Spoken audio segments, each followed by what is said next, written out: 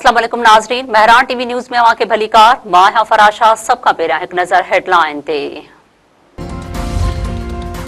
जंग जा ख़तरनाक असर, पाकिस्तान स्टॉक मार्केट क्रैश थी वई। 100 इंडेक्स में 13,000 खां वधीक पॉइंटनि जी लाथ। कारोबार आरज़ी तौर मुअत्तिल। बाड़ाई सबब 100 इंडेक्स 1.5 लख पॉइंटनि जे सतह खां बि हेठि अची वियो।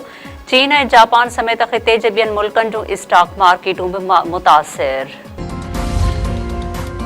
वज़ीर आज़म शहबाज शरीफ़ क़ौमी बचत पॉलिसी जी मंज़ूरीअ लाइ अॼु इजलास छॾाए वरितो। इजलास में चइनी सूबनि जा वॾा वज़ीर ऐं लाॻापियल वफ़ाक़ी वज़ीर शरीक थींदा।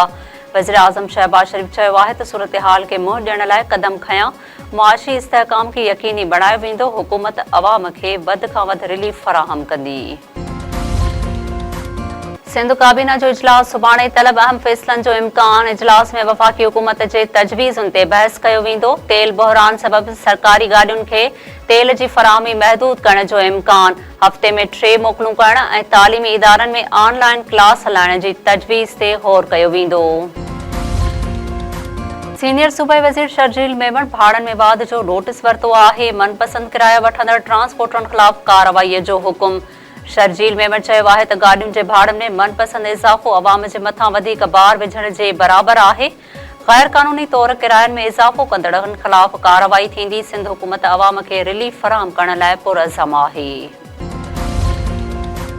मुश्तबा खामनाई ईरान जो नओं सुप्रीम लीडर चूंडिजी वियो। 88 रुकनी मजलिस ख़बरगान में वोटिंग। मुश्तबा खामनाई अक्सरियत सां चूंडिजी वियो। क़ौम खे नए चूंडियल रहबर अज़ीम सां वफ़ादारीअ जी अपील। ईरान फ़ौज ऐं पाकिस्तान इनक़लाब पारां नए सुप्रीम लीडर जी पैरवी जो अज़म। सदर मसूद पज़क्शियां चयो आहे त नए सुप्रीम लीडर जी चूंड क़ौमी इतिहाद जी अकासी करे थी। अली लारेजानी चयो आहे त नए रहबर जी क़यादत में क़ौमी इतिहाद बरक़रार रखंदी। ईरान जा नए सुप्रीम लीडर जी क़यादत में इसराइल ऐं अमेरिका जे फ़ौजी अॾनि ते हमला। पाकिस्तान इनक़लाब इसराइल मथां मीज़ाइल फायर कयो। मीज़ाइल जी तस्वीर बि जारी। मीज़ाइल मथां लबैक सैयद मुजतबा लिखियल हुयो। अरब मीडिया मूजिब ईरान गॾियल अरब इमारात ऐं सऊदी अरब में अमरीकी फ़ौजी अॾनि ते हमला कया आहिनि। बहरीन, कुवैत ऐं क़तर में अमेरिका जे फ़ौजी अॾनि खे बि निशानो बणायो वियो। दॿा बावजूद ईरान जे सुप्रीम लीडर जी चूंड ते ट्रंप जे कैंप में मायूसी। मुश्तबा खामनाई जे सुप्रीम लीडर मुक़ररु थियण ते अमरीकी सदर तबसरे खां लमाए वियो।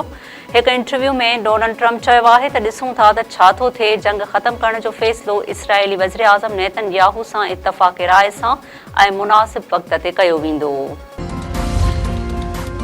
नाणे खाते जे अॻूणे वफ़ाक़ी वज़ीर मुफ्ता इस्माइल चयो आहे त पेट्रोलियम शयुनि जा अघ वधाए तेल कंपनियुनि खे फ़ाइदो ॾिनो वियो आहे। तेल कंपनियूं जेको पेट्रोल ऐं डीज़ल विकिरो कनि पयूं उहो सस्ते अघ ते वरितल आहे। मुफ्ता इस्माइल वधीक चयो आहे त पेट्रोलियम शयुनि जूं क़ीमतूं वधाइण ईअं आहे जंहिं हुकूमत शुगर मिल्स खे खंड बरामद करण जी इजाज़त ॾिनी हुई, जंहिंसां शुगर मिल्स मालिकनि जो मुनाफ़ो त वधियो पर अवाम खे नुक़सान पहुतो। नौशर फिरोज़ में पुलिस ऐं वकील बिरादरी आमू साम्हूं अची विया। वकील पुलिस जी कोर्ट में एंट्री बंदि करे छॾी। डीएसपी सरदार चांडियो ख़िलाफ़ नारेबाज़ी। वकील अॻवाननि जो चवणु आहे त डीएसपी ऐं अहलकारनि ॿिनि वकीलनि सां बदतमीज़ी कई। नोटिस वठी डीएसपी सरदार चांडियो ऐं मुलविस अहलकारनि खे हटायो वञे। बांदी वेझो तलाक थियल नारीअ जो घर मां गोली लॻल लाश हथ। ॻोठ नवाब ख़ान चांडियो भरिसां 28 वरनि जी अज़ीमा ॾाहिरी जी पुरस्रार मौत। पुलिस पहुची नारीअ जो लाश तहवील में वरितो। पोस्टमार्टम बाद मड़ वारसनि हवाले। इलाइक़े अंदरि नारीअ खे क़तल करण जा चो बोल। पुलिस जांच शुरू करे छॾी। वारसनि जो चवणु आहे त नारी पाण मथां फायर करे ख़ुदकुशी कई आहे।